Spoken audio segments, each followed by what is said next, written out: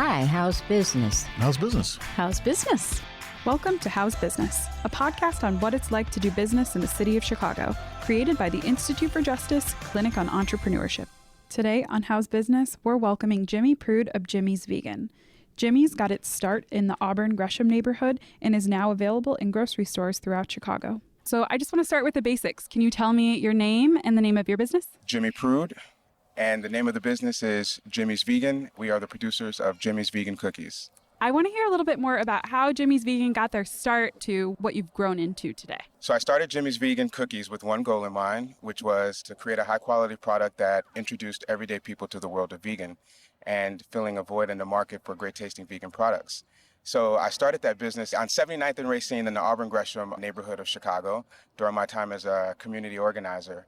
Worked directly with residents at the University of Illinois at Chicago with their extensions program in providing us a health nutritionist.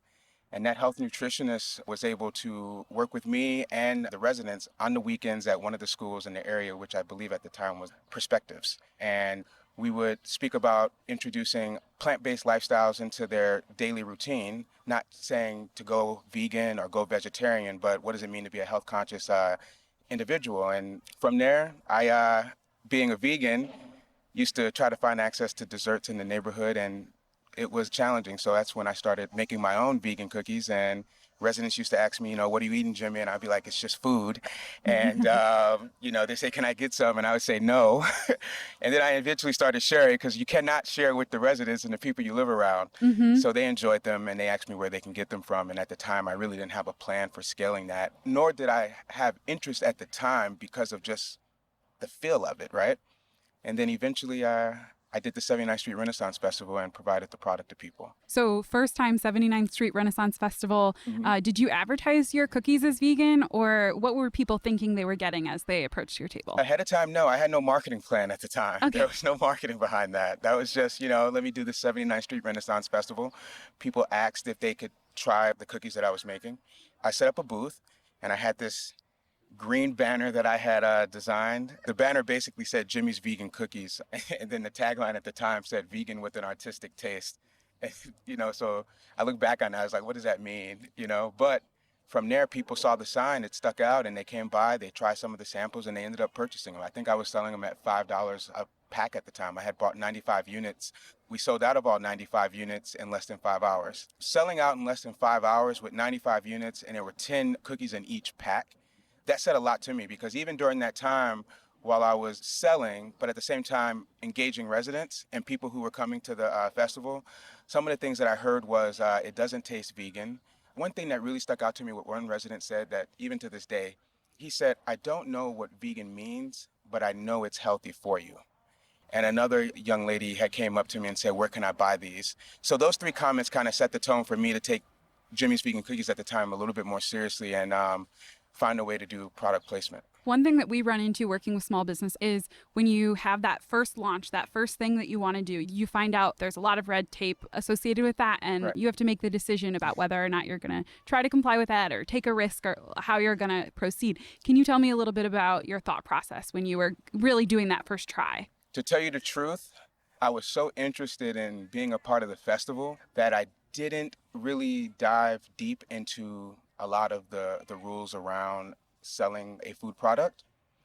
Going about it at the time was a little challenging. Not that I'm new to business, but I'm new to doing business in the city of Chicago. So now I'm a vendor at a Renaissance Festival that's feeding thousands of people. One thing that I did do and I did comply with was I did find a commercial space to make that product. And I did pay to be in that festival. And I did get sanitation. But there were a lot of other things that came into play later on that I found out about that I needed to have as far as legitimacy of, running a food business and being a vendor. I was really conscious about that. And I think a lot of food businesses deal with this. It's sometimes hard to know all of the things you should comply with. What sort of resources did you use to understand how to maintain your business? Who did you call on? Who did you lean on? Once I started doing product placement, I'm navigating through the state of Illinois' food and beverage licensing for tax purposes, right? I'm navigating through certification again for food safety.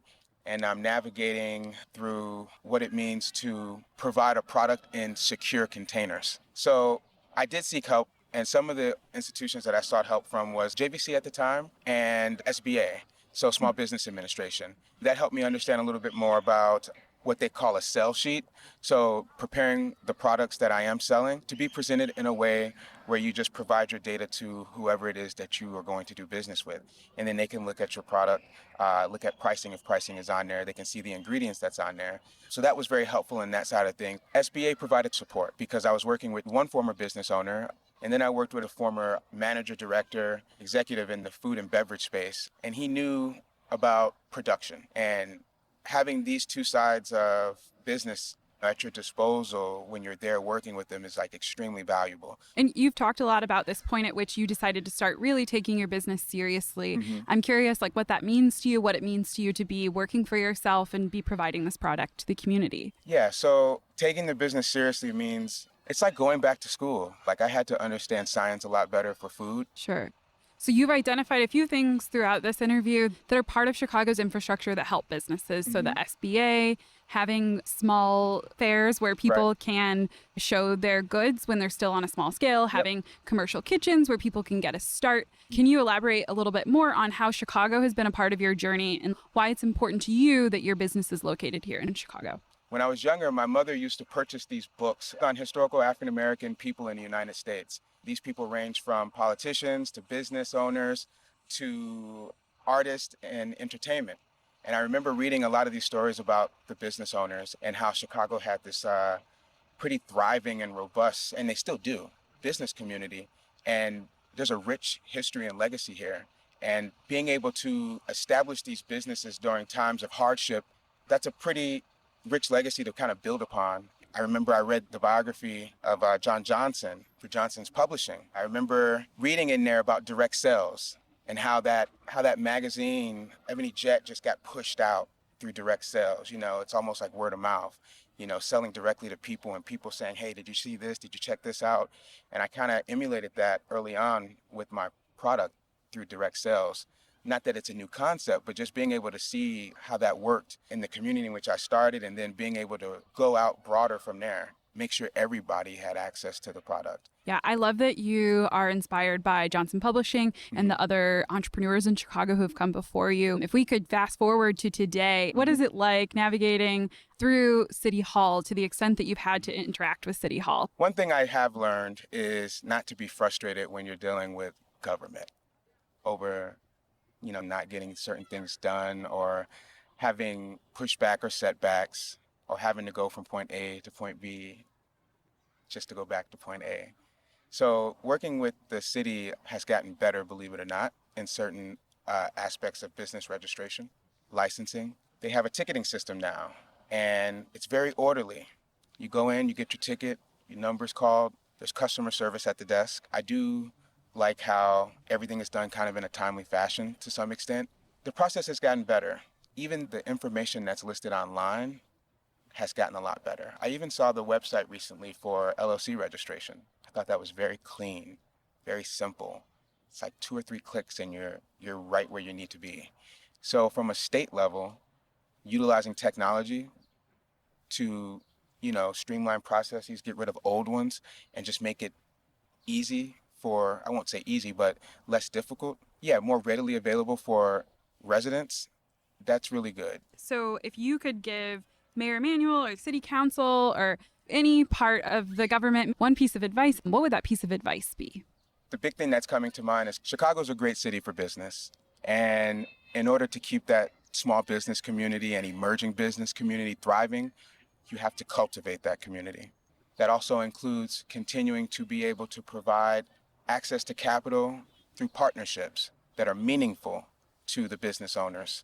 Continuing to use technology to make those resources available online, easily accessible, I think that helps a lot too. So yeah, continue to leverage technology and cultivate an environment of small business development. And now for the big question, if you could describe what it's like to do business in the city of Chicago in one word, what do you think that word would be?